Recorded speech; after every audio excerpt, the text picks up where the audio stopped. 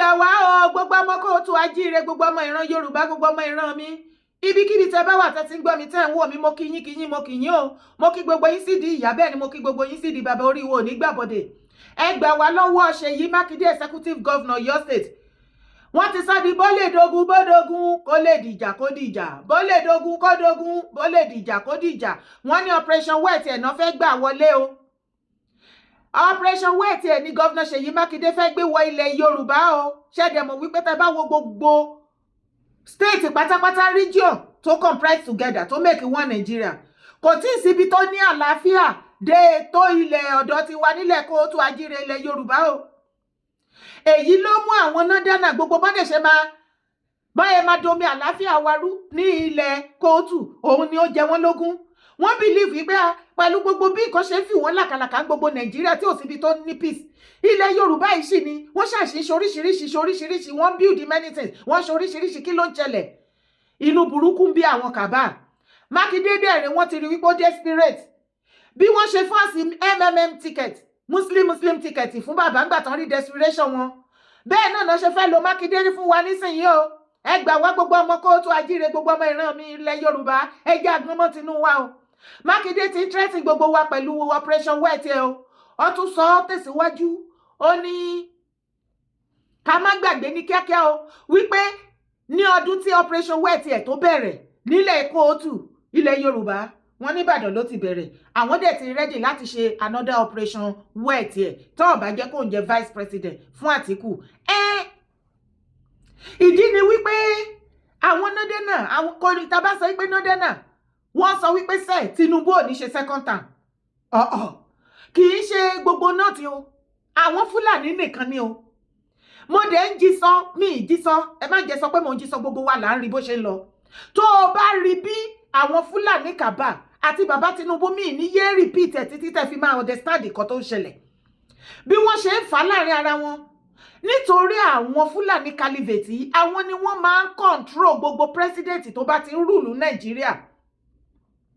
Protocol tó bá ti kọ sílẹ̀ ní head of state tó bá wà ń bẹ̀ ní láti tẹ̀lé. Èyí tí ò bá ti tẹ̀lé protocol wọn tí wọ́n rí control, wọ́n á make ìjọba ẹ̀ ungovernable fún just the same way tí Nàìjíríà tó fi làkàlàkà ń sìn toríṣiríṣi àjálù ń ṣẹlẹ̀. Weapon wọn nìyẹn. Ìdí nìyẹn tí terrorism wọn ò ní jẹ́ kó kú nínú Nàìjíríà. Ṣebẹ́rí tán pé àwọn terrorist ọmọ wọn tán pè ní freedom fighter.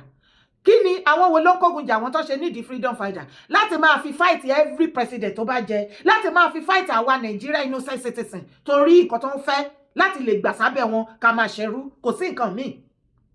Wọ́n wá wò wípé ọ̀nà wo, gbogbo ọ̀nà ni wọ́n ti ń gbìyànjú, bó ṣe ń fa Tinubu ni Tinubu ń fà wọ́n. Tó o bá jókòó kó o mú ti hatred kúrò nínú ọ̀rọ̀ tó ń ṣẹlẹ̀ lọ́wọ́, wàá rí wípé kò tí ì sí president kan tó jẹ nínú Nàìjíríà tó wo ojú àwọn Fúlàní, tó gbéná wojú Fúlàní wípé okay, what can you do gan? Àbí tó ń fọwọ́ ta wọ́n láyà wípé àti kí tún ni gan?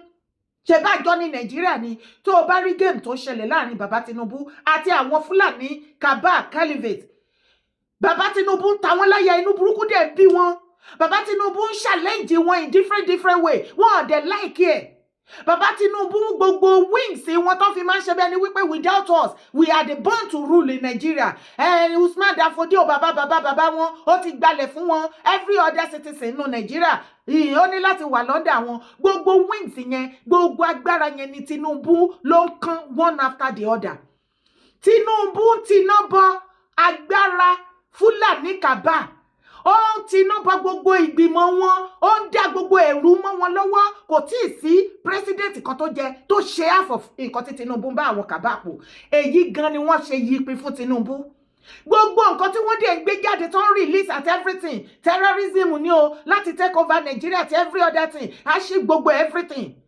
Ọlọ́run ọba ń gbọ́ láti lè break Tinubu ni. Ṣùgbọ́n kàkà tí Tinubu máa fi jọwọ́lẹ̀ wípé kíní, níṣẹ́ ni bàbá ṣáà ń rọ́kú lọ pẹ́sẹ́ ẹni máa kú pàdé ẹni máa pa. Ó ti pẹ́ tẹ́tí hold Nigeria into ransom politically, tẹ́tí dominate Nigeria politically. Àsìkò ti tó, power must change hand. Ogun tó ń ṣẹlẹ̀ láàrin Tinubu àti Fúlàní nínú Nigeria tí gbogbo ẹ̀ ṣe ń gbóná jọjọjọjọjọ òun lélẹ̀. Ó ní mò ń ṣe lálàyé fún ẹ. Tinubu jẹ́ kó yé àwọn kàbá yìí pé politically ẹ̀yin lẹ ti dominate láti 60s.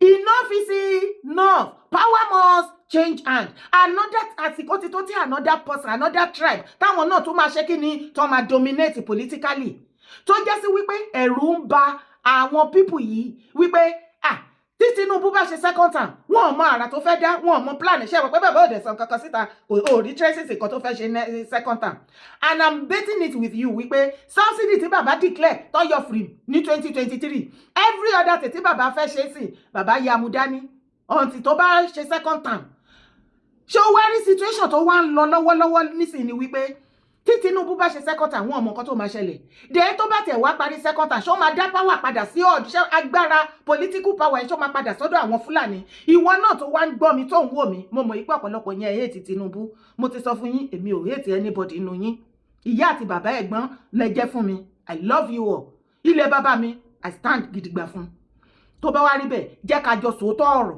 mò ń bi ẹ́ láàrin ìwọ àti èmi ṣé nǹkan tí Tinubu ń bá àwọn Fúlàní pò ó láìkẹ́ ṣé o ti rí president kan tó ti ṣerú ẹ̀rí kò tí ì sí wọn ò tí ì bí president yẹn ní ìgbà ayé Jonathan kí lórí tó ṣe at the end of it ó kọ́kọ́ fẹ́ try ìfìlàkà ìgbà tó rí pé ó yàjọ wọlé oúnjẹ kan gbogbo nǹkan tó bá ti ní kó ṣe ló máa ṣe ṣùgbọ́n Tinubu yarí wọ́n ti mọ̀ wípé tí Tinubu bá ṣe second term ṣé third term go ní wọlé then tí ò bá sí third term ṣé political power ṣe máa padà sọ́dọ̀ Fúlàní yìí ló mú Fúlàní tó ṣe fẹ́ para wọn tó ṣe lọ mú Mákindé wọ́n ti fa Mákindé má bẹ́ báyìí sìn Mákindé òun ni wọ́n fẹ́ lò láti gbàbọ̀dè fún ilẹ̀ Yorùbá gọ́vnà Ṣèyí Mákindé àfìgbà tí prọfẹ́sì padà ṣe mọ́ yín lára wọ́n ní tó bá ti kú 10 minutes ẹ fẹ́ parí tẹ́nà yín 8 years yín àṣẹ executive governor Ọ̀yọ́ state wọ́n ní rán dọ̀rọ̀dọ̀ àṣìṣe bí àṣàṣì bí ẹ̀fún bí èdìlẹ́ ò mọ̀ ṣe wọ́n ní 10 minutes ẹ̀ ó lè padà la ikú lọ àbí ẹ̀sùn burúkú kọ́kọ́ lù yín tẹ́ bá dẹ̀ lọ wo gbogbo àwọn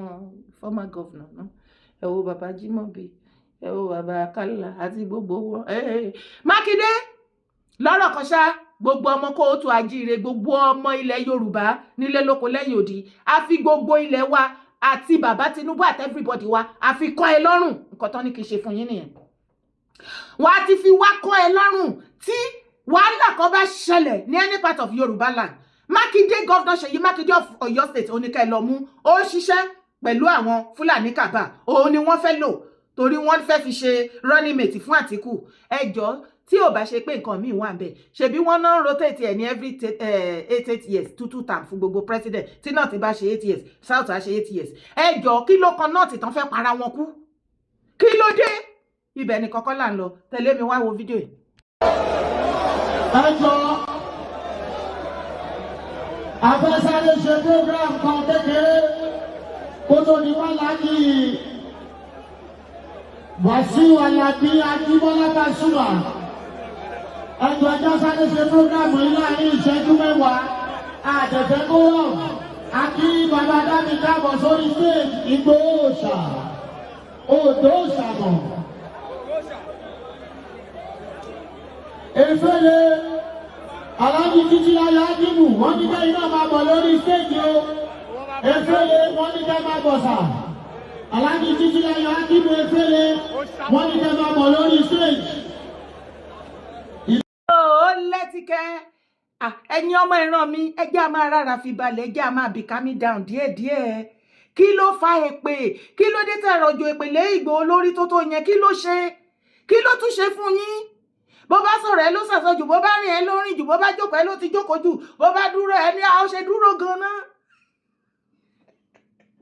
ara yín lágbára gan ni o kí lẹ fẹ́ kó ṣe ìgbà tó ṣe Yorùbá nation tó gbé sórí ẹ lọ́mọ àlè ní ẹ ló fọ́kógun ja ilẹ̀ Yorùbá ni ṣùgbọ́n mo dúpẹ́ lọ́wọ́ Ọlọ́run wípé títí tẹ́ fi títí tó fi sú tó sinmi kò sí ogun kankan tó wá láti ipasẹ̀ Yorùbá nation nígbà náà tó ja ilẹ̀ Yorùbá abẹ́rẹ́ anybody yín kò yígi àbí mo parọ́ Ọlọ́run ṣeun alhamdulilayi kẹbíra kò sí ìpàtẹ ebú tí ọ̀pọ̀lọpọ̀ yín ò bú ta ló ránṣẹ́ fẹnu wú géètì nǹkan tí ò lè ṣe ló ń wá owó ló ń wá ó fẹ́ popular ni ó fẹ́ kúrò ó fẹ́ ga òkè ìgbà tẹ́ẹ̀dẹ̀ ti lọ gbé àwọn ẹlòmíì wá tẹ́bí irọ́ ló ń pa fún yín kò sí ìkọ̀kọ̀ táwọn àti bàbá Akíntóyè tí wọ́n fẹ́ ṣe ọkàn ń gbowó lọ́wọ́ yín ni ẹni kó lọ wá iṣẹ́ ọlọ́dẹ ṣe ó sì rọra fọwọ́ lẹ́rán dúró ń wo gbogbo yín Evidence Òòṣà ẹ̀dá kẹyìn ẹ̀ máa wò ó ti yín tó bá tó àsìkò àtiṣu fùrọ̀ àlà àsìkò tó yẹ kí Ìgbòho ti sọ pé ìgbà tó ti rí báyìí tó ti di wípé ó ti mú insult dání pé believe in him anymore, trust irọ́ ló ń pa fún yín, ti rẹ́ lòmíì mẹ́sàáyà míì tá tètè gbà fún yín. Ìgbà tó yẹ kó lọ ó dúró pa síbẹ̀. Ó wá wí pé ọ̀nà owó kí ni next, ẹ jẹ́ kúkú lọ tọrọ àforíjì kí ìpadà gba freedom. Nígbà tó yẹ pé ẹ̀yin gan tá jọ ń ṣe kinní ẹ ti sọ wípé ní ìdí ẹ̀ mọ́. Ó sì bẹ̀bẹ̀, ó gbé gbèsè kí wọ́n fún òun ní freedom, pé àwọn tó ń torí ẹ̀gán tẹ́ ṣe gba freedom lọ́wọ́ òun wọ́n ti yẹ òun kúrò nínú ibi tó ikọ̀ tá gbé dání o. A dẹ̀ ti gbìyànjú títí wá o. Ẹ bá òun bẹ̀bẹ̀, wọ́n dẹ̀ wá forgive ẹ̀, wọ́n wá fún ní freedom. Ìgbà tí wọ́n fún ní free torí tí wọ́n bá lọ bẹ̀bẹ̀ tí Tinubu, bàbá Tinubu bá sọ pé no, kí ni ìwà tèmi fẹ́ ṣe? Tó jẹ́ sí wípé ìgbà tí bàbá Tinubu wá jẹ́ wa ní òun wípé yes, ó yá, a fún ẹ ní freedom ẹ padà. Wọ́n dẹ̀ ti yọ wanted kúrò lórí orúkọ wọn báyìí. Olúwa ṣeun, Olúwa ṣeun, Olúwa ṣeun. Wọ́n ti yọ wanted, wọ́n ti yọ wanted kúrò lórí Ìgbòho. Òun ló gbọ́ yẹn nísìnyí.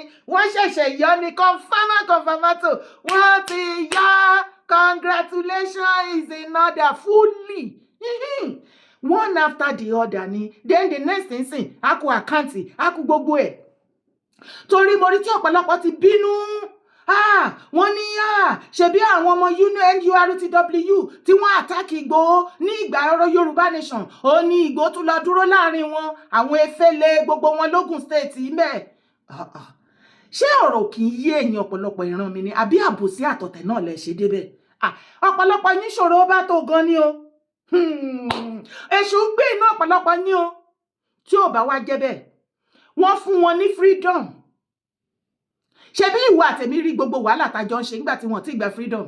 Majority yín tẹ wá complaint inú burúkú ń bí sìn yín. Àtẹ̀ tó sọ síta, àtẹ̀ tó ń gbin lẹ́yìn fóònù ẹ̀ ń bẹ̀.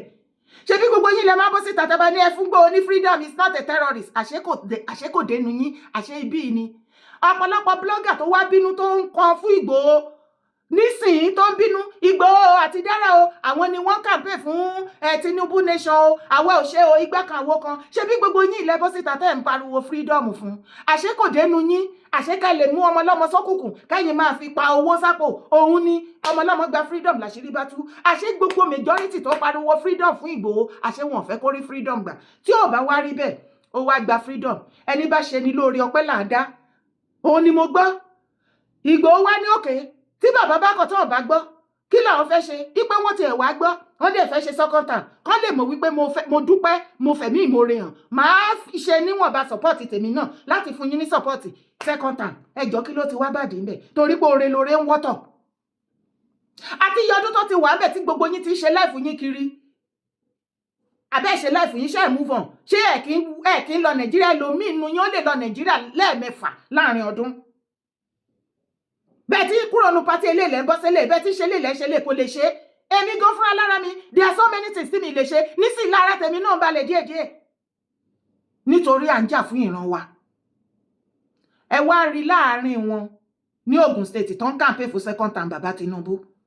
Ẹ wá ní kí ló dé kí ló lọ ṣe láàrin àwọn ọmọ NURT. Ẹ jọ ṣé inú igbó ni kó lọ bá àwọn ìwọ̀n inú igbó kan máa jó. Ó yá ẹ campaign fún Tinubu nínú igbó. Àbí kí wọ́n lọ sórí kọ́ gorí igi kọ́ máa sọ fún ewé ó yẹ ẹjẹ́ campaign. Ṣé kò ṣe àwọn bọ́ìsì bàbá Tinubu náà máa jọ ṣe campaign ni? Dára wálé. Ok, ó dẹ̀ pé ọ̀pọ̀lọpọ̀ yín nu Yorùbá Nation. Expect pé kí Ìgbòho kó pè yín ká ṣe cap, ká ṣe shirt, ká fi support bàbá Tinubu. Ṣé nǹkan tẹ́ fẹ́ nìyẹn? Tó bá jẹ́ nǹkan tẹ́ fẹ́ nìyẹn, kọ síbi comment section kí n lè sọ fún wọn. Because tí Ìgbòho bá pe Yorùbá Nation pé torí situation tó délẹ̀ báyìí o, ẹ jẹ́ a ṣe báyìí ká ṣe báyìí ká support Tinubu, ló ti kó yín lọ sọ́dọ̀ politician ìgbà tí ò kó yín lọ bẹ̀ gan. Ẹ mọ nǹkan tẹ́ fojú wọn rí náà ní 2023. Ló ti kó yín lọ, ẹni ẹlẹ́ni ò sì wá bọ́ síta láti wá pè yín nìyẹn. Wọ́n dẹ̀ rọra, wọ́n ní ìwọ tó o bá ti love mi tó o gbà fún mi, tẹ̀lé mi. Àwọn tá a gbà fún àdẹ̀sẹ́ pé ibi tí Ìgbòho bá lọ, òun làwa ń lọ. Yèyé Dára Kowé àti Yèyé Dára Ọmọlúwàbí family àti àwọn original fans mi. Torí a mọ̀ wípé ọmọ gbà ni kò ní ṣiṣu yọ láíláí, kì í ṣọ́mọ àlè. Ẹ wá bẹ̀rẹ̀ sí ní ṣépè fún. Ṣé yẹ kó lọ bá àwọn ọmọ NURT? Àwọn wo ni kó lọ bá ṣe o? Àwọn wo tí àwọn ọdẹ APC governor bá ń ṣe tó bá invite á lọ bẹ̀. Bí àwọn ìyálọ́jà, babalọ́jà bó bá ṣe fún Tinubu campaign tó bá invite á lọ bẹ̀. Ṣé kò ṣàárín àwọn tó bá campaign fún Tinubu náà ni wọ́n máa invite wọn tó máa lọ ni? Kí ló dé tẹ́ wá ń gbé wọn ṣépè? kí ló dé ọ̀tẹ̀ ti pọ̀jù fún yín o ẹ má ṣọ̀tẹ̀ gan ẹ̀yin ọmọ Yorùbá nítorí ẹ̀ lẹ́ṣẹ̀ lè rí ọ̀pọ̀lọpọ̀ kan dìde fún ìtẹ̀síwájú yín ilẹ̀ Yorùbá àti dìde fún yín ó máa nira gan ta lérò ṣe rí pé gbogbo èèyàn ló lẹ́mìí gbogbo wàhálà tá ì ṣe fún àwọn ìwọ̀nba tó dìde yìí ni kí ló dé náà káàkiri rárá fi balẹ̀. Ṣèyí Mákindé àwa gbọ́ from a reliable source pé o ṣàfẹ́ pa Ìgbòho o fẹ́ kí Ìgbòho dún mọ́ ní Ọ̀yọ́ state gbogbo ọmọ kóòtù gbogbo ọmọ Yorùbá á ti fi Ìgbòho kọ́ ẹ lọ́rùn tí ẹni tí bá ṣe Ìgbòho Ṣèyí Mákindé ni kẹ́ lọ mú Ṣèyí Mákindé ni kẹ́ lọ ṣe kí ni kẹ́ lọ mú ibẹ̀ ni kọ́kọ́ là ń lọ tẹ̀lé mi wá wo fídíò yìí again. Brothers and sisters, if you look at the topic of this particular talk, get your evidence ready. You cannot blackmail me religiously. I am a Muslim by religion. That's the religion I chose. Of nobody can change me from being a Muslim, and you can never crucify me for choosing my religion. Religion is a personal thing, and I can never crucify anybody or fight anybody that chooses his or her own religion. My dear brothers and sisters, I've seen a lot, I've heard a lot. I choose silence. I was waiting for those people that deserve my response. But I took up this particular one because the message is not for those people that have chosen the job of blackmailing me as a priority, but it's for those that will come on here, that will call my phone, that will knock the door of my office and say, Oriyomi, leave them, release them, look aside, withdraw the case. Please, talk to them now before the time comes. If I choose not to answer you that time, do not call me names. That strength you want to use to appeal to me, I want you to use those strengths now to appeal to them, to get their evidences ready. The evidence of where I had a meeting with Gumi, get it ready. The evidences of where you see me romancing with those people that are destroying our society in the name of religion, get it ready. The evidences of where you see Oriyomi Hamzat, and you can prove it beyond reasonable doubt that he is a fanatic, please get it ready. The evidences of where I fought Christians, the evidences of where I fought the traditional believers, please get those evidences ready. I am not going to take it easy, and I'm not going to look aside on this. Take me up for what I have done. I hate people lie. And you are saying it as if you are saying the truth. Get your evidences ready. I'm not arguing with you. I am talking to the people, the people that has the power, the strength, that has the control of the laws, that they can call Oriyomi Hamzat. Look, Oriyomi, you have to drop this. Talk to them now before I start my home. Because if you are talking to me, you are using another name to replace my name. That person that is telling you that you are saved from the cyber bully by doing that is not telling you the truth. For the fact that people can relate what you are saying to me, you have already robbed yourself. I am telling you the truth. Ó ti lẹ́tíkẹ́ ṣe ti gbọ́ wọ́n ti fún Alhaji Oriyomi kọ́kọ́rọ́ alátẹ wọ́n ti fún ní ìfúkúfún Alhaji ti padà wọ máìkì ó ti wọ́ máìkì máa yà báyìí wọ́n gbẹnu sí máìkì wọ́n bẹ̀rẹ̀ sí ní ṣàlàyé. Wọ́n ní ká advise Funny Thinker, please advise him to get all his evidences ready. I am not joking this time around. He will need to come out with proofs and evidences of where I had meeting with Gumi and how I connived with bandits and how I don't want peace for Naija. Alhaji Oriyomi Hamzat versus Funny Thinker. Ṣùgbọ́n Babalado ò gbẹ̀yìn o. Babalado ní ó ga o. I am so disappointed in Alhaji Oriyomi Hamzat. Is he not ashamed of himself saying he wants to sue Funny Thinker to court? What has that boy done to him, even though the boy is a useless person? Did Funny Thinker mention his name, or is he the one bearing radio nick now? Can this guy become president or governor at all? Question mark.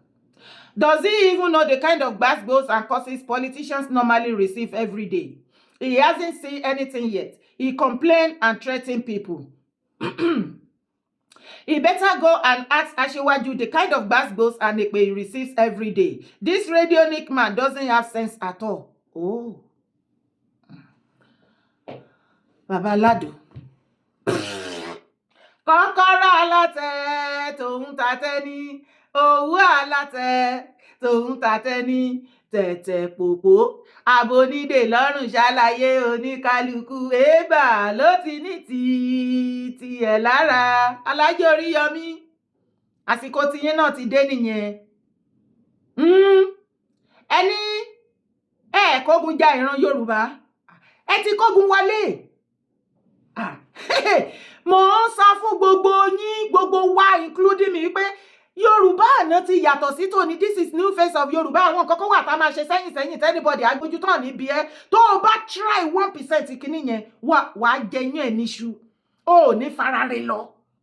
That is the present Yorùbá of today. Ìdí ni wípé ara ń kan Gaza wa, ara ń kan Yorùbá people, ara ń kan Kóòtù Àjíire. A fẹ́ fọ ilẹ̀ mọ́, a fẹ́ tú ìran wa tò. Gbogbo ọmọ àlè tó ti sásàárín wa, gbogbo ẹ̀yin ọ̀bàyéjẹ́ tó jẹ́ wípé ìjálẹ̀ onílé fi bó tiẹ̀ mọ́lẹ̀ ẹ̀kọ́ káyé bàjẹ́ kí nǹkan kọ́kọ́ everything kó bàjẹ́ kẹ́yìn ṣáà ti máa rí jẹ, kẹ́ ti máa gun biggest car, latest car, kẹ́ máa kọ́lé mansion, kẹ́ máa ra property káàkiri, kẹ́ máa ṣe yùngbà bẹ́ẹ̀ ní pẹ̀yìn nìkan lẹ láyé.